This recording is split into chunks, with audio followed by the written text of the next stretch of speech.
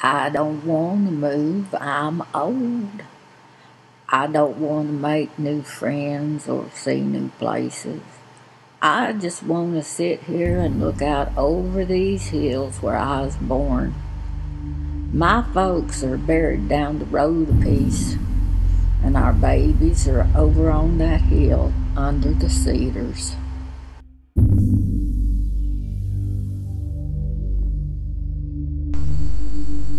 The birth rate down in those pious and malarious wastes is precisely what the traffic will bear.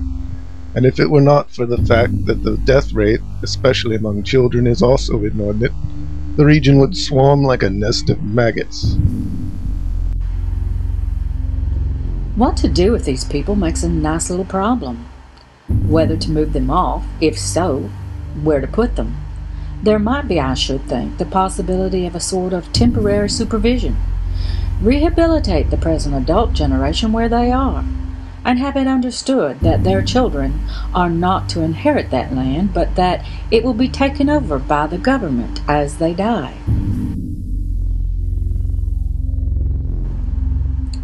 They told me I was going to be kicked off over 2 years ago. I'm still here. I'm staying here till the water comes up and float down with it when it does.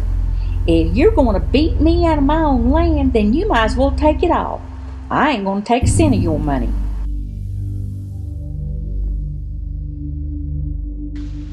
I went with my mother one time back to visit the site of Lincoln School, where she had gone to grammar school 8 years, and this was 40 years after the water had covered the school property.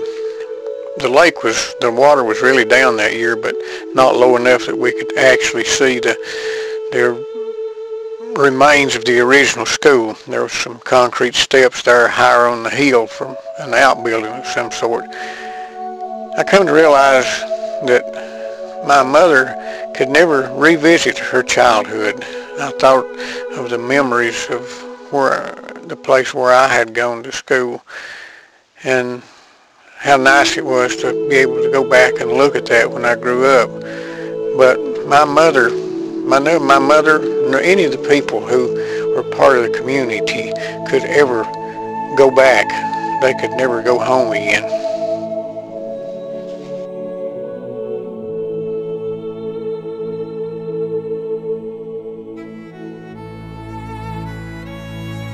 I understand Grandpa had about 500 acres of property down there. Found a place and bought over in Knoxville, just out of John Sevier, and he managed to get 12 acres out there out of, went from 500 to 125 to 12 acres. But it was to their advantage, to play it down like if they was doing the people a favor by moving them out. They set them out beside the road and drove off and left them. And he met Millard Bridge is just above the bridge up there. And he said to Millard, he said, "Do you know where there's an old soldier that I can get his picture?" Millard had on a pair of overalls, straw hat. He said, "Yeah, I'm one, just take my picture." Oh, he said, "You know what it means?" Said, "I want a guy that needs his pants out, and his top of his old hat out and all that." Millard said, "Oh," I know what you're looking for." Said, "You're looking for a damn fool."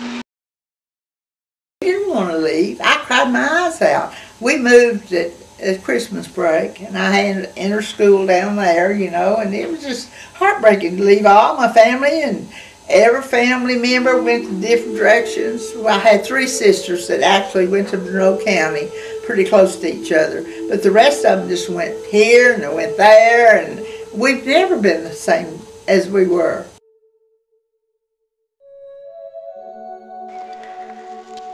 TVA's stated goals were never realized. Flood control was up front as a reason for the dam construction projects.